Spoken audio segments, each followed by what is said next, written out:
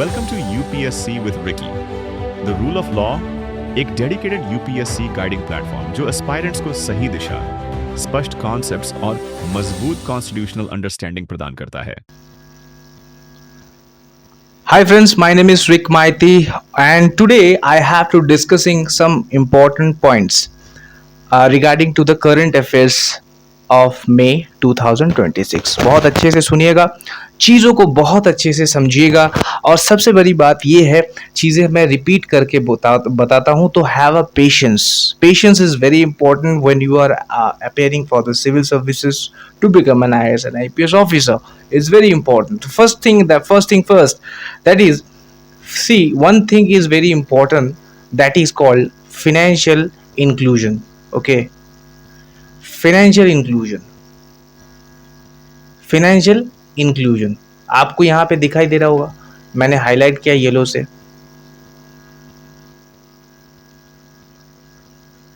Financial inclusion, right. तो financial inclusion के बारे में हम थोड़ा बहुत पढ़ेंगे। देखो दोस्त, फाइनेंशियल इंक्लूजन के साथ क्या क्या चीज मैं यहाँ पे लिखता हूँ। फाइनेंशियल इंक्लूजन के साथ क्या क्या चीज आती है। पहले आता है जीडीपी, क्योंकि ग्रोथ चाहिए। देखो, इकोनॉमिक ग्रोथ आपको चाहिए, वो आता है। दूसरी बात आती है कि आपका अकाउंट एग्रीगेटर। अकाउंट एग्रीगेटर का मतलब क्या है? Account empowerment. अकाउंट एग्रीगेटर कि डेटा आप जो शेयर कर रहे हैं उसके साथ आपका कंसेंट है, आप चाहते हैं शेयर करना कि नहीं चाहते हैं, सहमति। इस चैप्टर में ये जो पॉइंट्स हैं, GDP, financial inclusion, account aggregator, फिर उसके बाद जब हम बात करेंगे आगे, फिर उसके बाद आएगा कि आधार आइडेंटिफिकेशन, ठीक है, ये सब कुछ चीजें हैं। इसके साथ डीपीआई को जोड़ा जा रहा है, डिजिटल इंफ्रास्ट्रक्चर। क्योंकि डिजिटल इंफ्रास्ट्रक्चर क्यों इंपॉर्टेंट है आज के टाइम पे? डिजिटल इंफ्रास्ट्रक्चर इसलिए इंपॉर्टेंट है मेरे दोस्त, क्योंकि डिजिटल इंफ्रास्ट्रक्चर के वजह से ही, डिजिटल इंफ्रास्ट्रक्चर, सुनिएगा, डिजिटल इंफ्रास्ट्रक्चर के जरूरत, डिजिटल इंफ्रास्ट्रक्चर के साथ ही हम एआई को मर्ज करेंगे, आर्टिफिशियल इंटेलिजेंस को मर्ज करेंगे। अब जब आर्टिफिशियल इंटेलिजेंस को मर्ज करेंगे तो इंक्लूसिव ग्रोथ होगा। तो ये जो टॉपिक्स है, इंक्लूसिव ग्रोथ, इकोनॉमिक ग्रोथ, फिर जीडीपी, फिर मनी पेनिट्रेशन, फिर कनेक्टिविटी, फिर डिजिटल इंफ्रास्ट्रक्चर, फिर आधार, फिर डिजिटल आइडेंटिटी, फिर डीबीटी, डायरेक्ट बेनिफिट ट्रांसफर। सो ये जो टॉपिक्स है, इसके साथ साथ डीबीटी भी जुड़ा हुआ है, डायरेक्ट बेनिफिट ट्रांसफर, क्योंकि वो डिजिटल आइडेंटिटी मतलब आधार के साथ भी जुड़ा हुआ है। तो ये एक बहुत अच्छा टॉपिक है जिसमें अगर आप पढ़ेंगे तो बहुत सारे आपको पॉइंट्स मिलेंगे। इकोनॉमिक एम्पावरमेंट, क्योंकि हम बिलो पॉवर्टी लाइन के जो लोग हैं, जो कि पुअर पीपल जिसको हम बोलते हैं, जिनको बीपीएल बोलते हैं, तो वो लोग को एम्पावरमेंट करने के लिए एमएसएमई के जो स्कीम्स वगैरह हैं, ठीक है, वो क्या क्या लागू होंगे। एमएसएमई को इम्प्लीमेंट करने के लिए digital infrastructure is very important. उसको लेयर आउट करके स्ट्रॉन्ग करने के लिए AI is very important, right. So वो वाली जो चीज है, मतलब डीपीआई रेल्स, क्या क्या चीज हम करेंगे जिससे कि ये इंफ्रास्ट्रक्चर और स्टैंड आउट हो सके। तो डिजिटल लैंडिंग रेल्स के बारे में, ये सबसे इंपॉर्टेंट एक पॉइंट है, ये यूएलआई और अकाउंट एग्रीगेटर, ये दोनों चीज बहुत इंपॉर्टेंट है। मेंस में अगर आपको आंसर राइट करना पड़ता होगा तो ये दो पॉइंट आप लिख के आना ही पड़ेगा, इट्स वेरी इंपॉर्टेंट।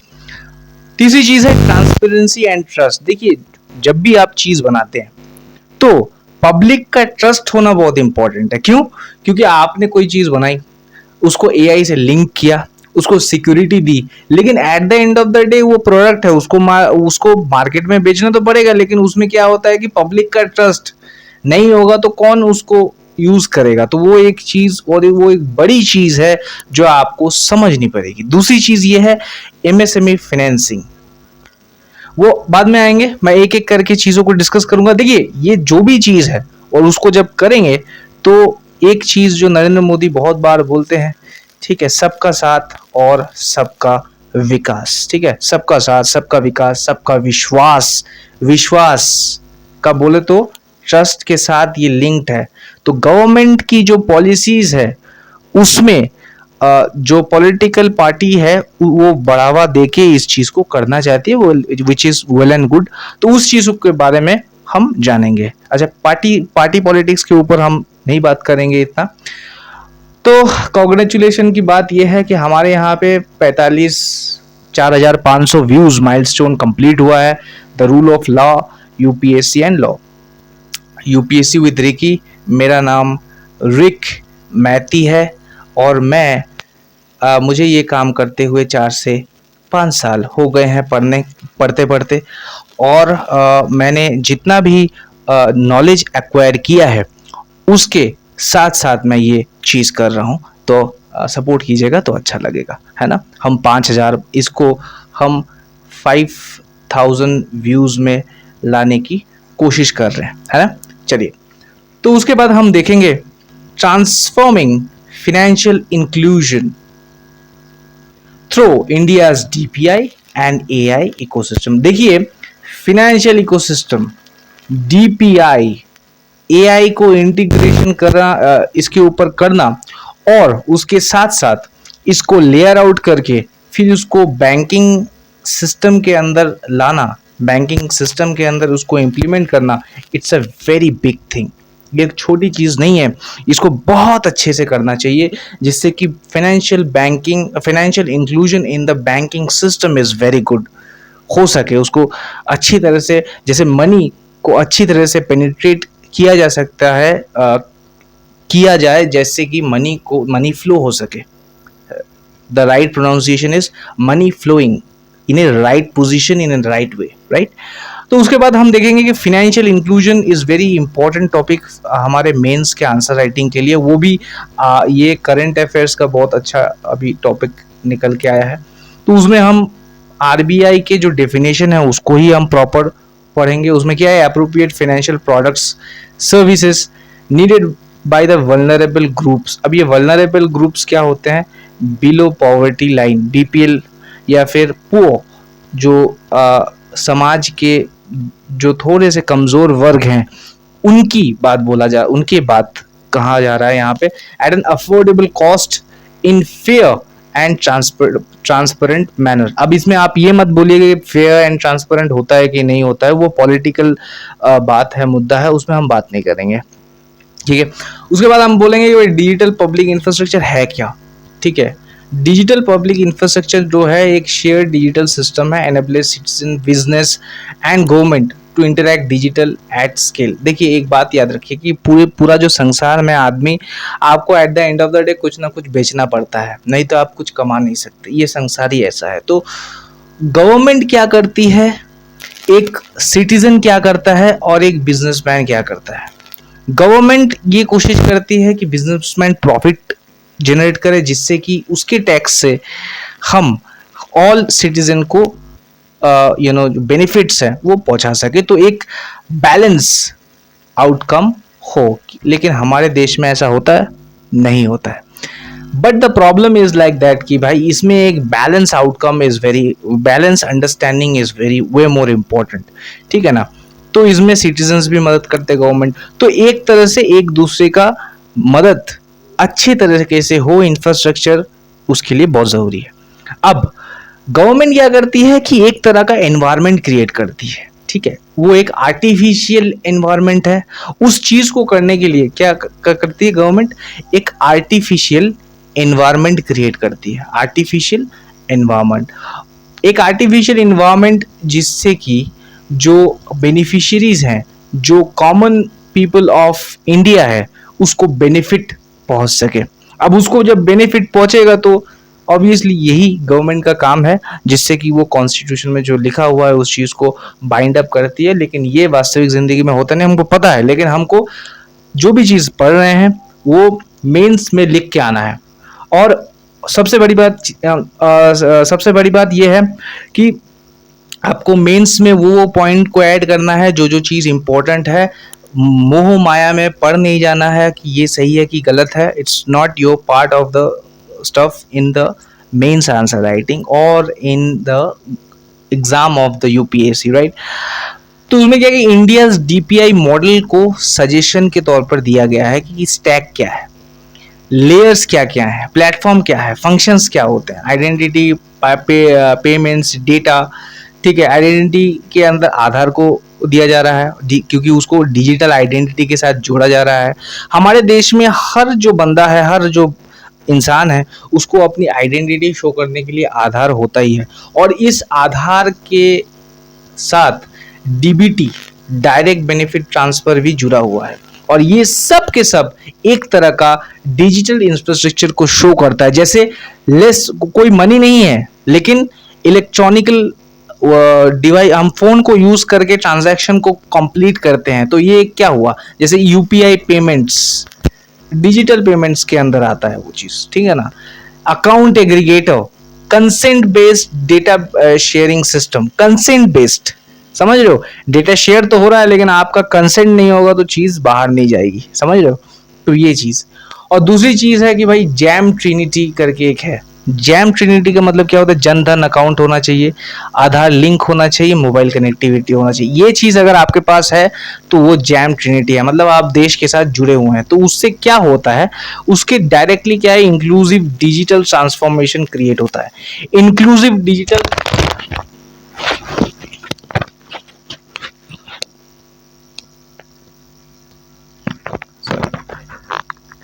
तो इंक्लूसिव डिजिटल ट्रांसफॉर्मेशन क्रिएट होता है. अब इंक्लूसिव डिजिटल ट्रांसफॉर्मेशन का मतलब क्या होता है, इट डिपेंड्स. अब डिजिटल इंक्लूसिव डिजिटल ट्रांसफॉर्मेशन का मतलब होता है कि फाइनेंशियल इंक्लूजन, ठीक है, थ्रू डिजिटल इंफ्रास्ट्रक्चर. तो इंफ्रास्ट्रक्चर क्या है, यही है. और डीपीआई के साथ अभी एआई को मर्ज किया जा रहा है, इंटेलिजेंस लेयर और डीपीआई डिजिटल रेल्स. इससे क्या होगा, डिजिटल इंक्लूसिव डिजिटल इकोनॉमी को हम सपोर्ट करेंगे. अभी how DPI promotes to the financial inclusion, कैसे प्रमोट करता है. पहले तो इसे प्रमोट करता है कि भाई यूनिवर्सल डिजिटल आइडेंटिटी को दिखाता है, प्रेजेंस लेस बैंकिंग, हर चीज को बोलो, उसके साथ आप एग्जाम्पल को ऐड करो.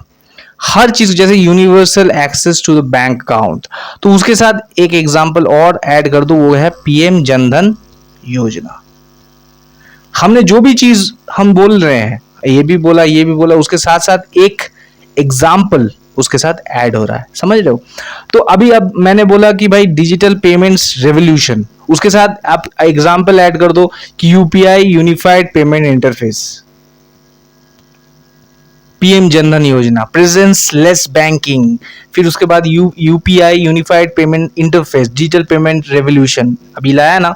उसमें क्या है कि पहले था प्लास्टिक मनी, उसके बाद आया डिजिटल मनी, ठीक है. उसमें क्या होता है कि प्रेजेंस नहीं होना होता, तो बैंकिंग सिस्टम क्या होगा, डेवलप हुआ.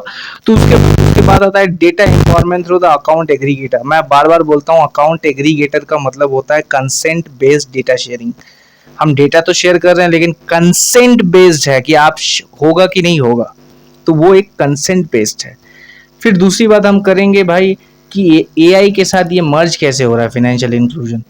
देखिए एक बात बताता हूं मैं, डीपीआई जो है एक तरह का इंफ्रास्ट्रक्चर है, ठीक है. उसके साथ हम एआई को क्या कर रहे हैं, ये एक तरह का सिक्योरिटी लेयर है, उसको हम क्या कर रहे हैं, उसको एड ऑन कर रहे हैं बस. क्यों, जब ये एड ऑन करेंगे तो वहां पे एक लेयर ऐड हो जाएगा, ठीक है. उससे क्या होगा, उससे जो पूरा का पूरा जो सिस्टम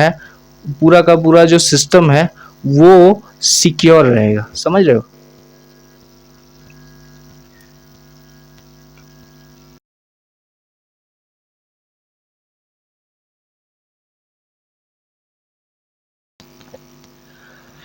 तो अभी हम डिस्कस करेंगे कि जो हमारी जो डीपीआई है, ठीक है ना,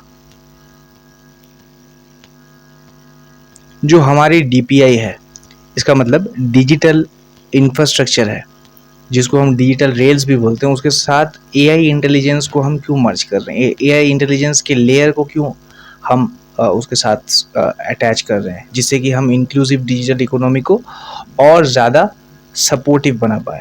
तो पहले तो मैं बता दूं, जो डिजिटल इंफ्रास्ट्रक्चर है वो पहले मान लीजिए कि ये एक सिस्टम है, ठीक है, और उस सिस्टम के ऊपर हम एक लेयर और दे रहे हैं जो कि एआई का होगा। क्यों?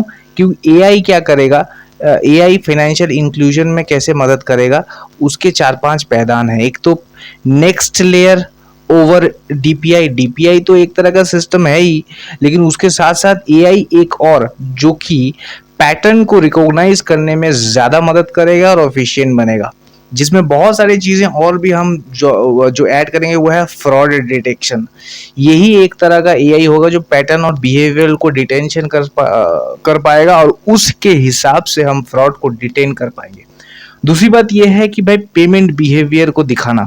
कभी कभार क्या होता है कि हम कोई भी आदमी, कभी कभी कोई भी पैसा नहीं है लेकिन एकदम एक बार में ही पैसा उसके अंदर आ जाता है, तो उसके पेमेंट बिहेवियर में चेंजेस देखने को मिलता है। और पेमेंट बिहेवियर में चेंजेस का मतलब ये नहीं है कि छोटा मोटा चेंजेस है, बहुत बड़े बड़े चेंजेस वो दिखाता है। तो वो सडन जो चेंजेस होते हैं पेमेंट्स के, बिहेवियरल चेंजेस जो होते हैं जिससे कि चीजें चेंज होती है, वो यहाँ पे दिखाई देती है। और दूसरी बात यह है कि भाई risk based financial supervision. Risk based financial supervision क्या है कि हम फाइनेंशियल सुपरविजन के अंदर देखते हैं कि ये हो जाएगा, ऐसे हो जाएगा, ये हो जाएगा, ऐसा हो जाएगा, लेकिन हमको कुछ नहीं पता होता फ्यूचर के बारे में कि क्या होने वाला है। तो उस फ्यूचर में जो होने वाला है उस रिस्क को हम एसेस कर पाए। इसका मतलब रिस्क को आप एसेस कर लें कि ये मोटा मोटा मान लीजिए कि 50 to 60% ये प्रोबेबिलिटी है कि ऐसा ही होने वाला है, तो आप उसके अकॉर्डिंगली सिस्टम को क्रिएट कीजिए। अगर 50-60% के अंदर अगर 30 to 40% भी काम कर गया तो इट्स वेरी गुड, लेकिन अगर वो नहीं काम कर पाता तो system itself is we have to make, and हम उस चीज को अडेप्ट कर लेंगे अकॉर्डिंग टू द एनवायरमेंट। समझ पा रहे हैं? वैसा या तो वैसा बना लो, या उसके हिसाब से according to it we have to be changed, right? That is the main two type of thing that we have to do. Now second thing is that customized financial services. देखिए, कस्टमाइज फाइनेंशियल सर्विसेज उसके financial condition को देख के कौन सी चीज सही है, कौन सी चीज गलत है, वो हम करते हैं। जैसे मान लिया कि फाइनेंशियल सर्विसेज को देखते हुए financial condition of the individual person like that कि आपको ऐसे चीज को इम्प्लीमेंट करना चाहिए, मान लिया तो ऐसे चीज को इम्प्लीमेंट करना चाहिए, तो आपको ये चीज लेने चाहिए आपके पोर्टफोलियो में। Portfolio, what is the portfolio? Portfolio means मान लीजिए कि आपने ये सर्विस 1, सर्विस 2, सर्विस 3 को लिया, आपको सर्विस 1 अच्छा नहीं लगा तो उसको कस्टमाइज करके एक सर्विस 1 हैश करके एक दूसरा सर्विस बना दिया आपने कि चलो हम 500 रुपए तो नहीं दे सकते, कम से कम हम 250 रुपीज से स्टार्ट कर सकते हैं। समझ रहे हैं? और दूसरी बात यह है कि AI chatbots and voice banking, ये बहुत इंपॉर्टेंट है। आज के टाइम में हर एक कंपनी ये चीज चाहती है कि उसके एआई चैटबॉट्स रहे और वो वॉइस ऑफ बैंकिंग को अच्छे से काम करवा पाए। फास्टर लोन अप्रूवल करने के लिए भी ये इम्पोर्टेंट है, क्योंकि भाई आप अभी तो बस कागज देखना पड़ता है, रिकॉग्नाइज करना पड़ता है कि कागज सही है कि नहीं। मान लीजिए कि कोई पेपर आया है, उसको आप एक्सेंट देने के लिए तो एक ह्यूमन बैठा है कि सही है कि गलत, लेकिन अप्रूव करने के लिए कि हाँ यार ये जो 1, 2, 3, 4 ये जो 4 पॉइंट्स हैं, it is good, and if it is good then this paper is okay. So उस चीज को दिखाने के लिए चीज इंपॉर्टेंट है। अच्छा, चैलेंजेस के ऊपर हम बात कर लेते हैं, क्योंकि इसको जितने भी चीज पॉइंट्स हम लोग डिस्कस कर रहे हैं वो चीज आपको एग्जैक्टली पेपर में लिख के आने हैं, ठीक है ना? पेपर में लिख के आएंगे तो आप, it's very high chances that आपका सिलेक्शन हो जाएगा, ठीक है। क्योंकि पॉइंट्स इज वेरी इंपॉर्टेंट। जितने ज्यादा आप की पॉइंट को, की वर्ड्स को फेच करेंगे, फेचिंग का मतलब ये होता है उस चीज को उसके अंदर देना, ठीक है। की वर्ड्स को जितना लगाएंगे उतना आपके लिए बहुत अच्छा है। देखिए, the game is only the information and the knowledge, okay, information and the knowledge. It's all about fetching information and knowledge.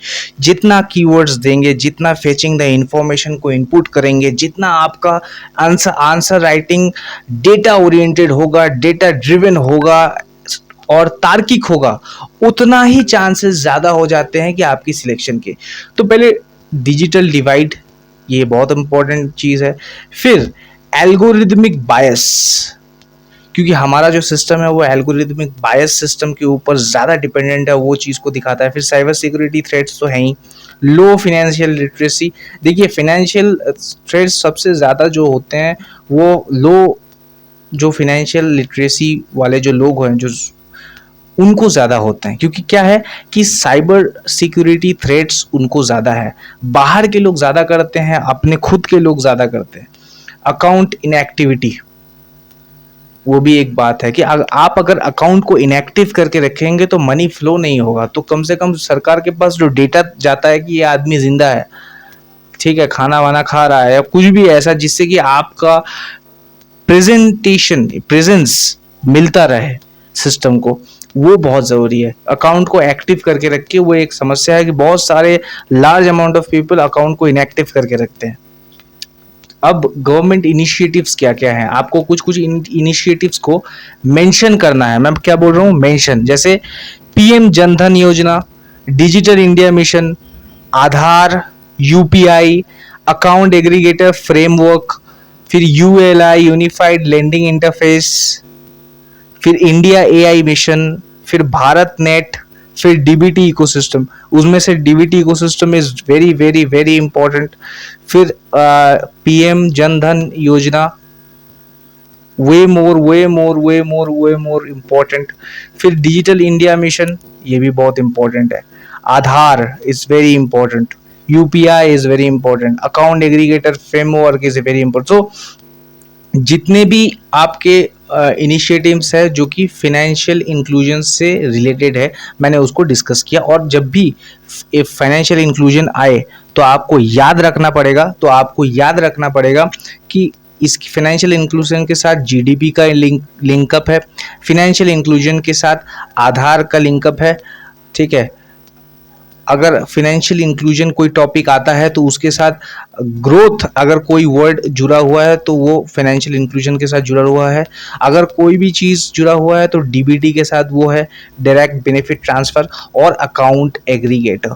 तो ये जो जितने ज़्यादा कीवर्ड्स हैं वो एक टॉपिक के साथ जुड़ा हुआ है, वो है फाइनेंशियल इंक्लूजन। अच्छा, आज का यूपीएससी मेंस, ठीक है, 2027 को बहुत लोग देंगे एग्ज़ाम, तो उसके हिसाब से हम लोग यूपीएससी मेंस का एक क्वेश्चन डिस्कस कर लेते हैं। आप इसको लिख के मुझे दे सकते हैं। पहले तो digital public infrastructure has emerged as a key enabler of the financial inclusion, ठीक है, in India. Discuss how can artificial intelligence further deepen the financial inclusion while ensuring the quality and the data privacy. ठीक है, ये deepen करके है, sorry for the wrong pronunciation, उसके लिए माफ़ कर देना।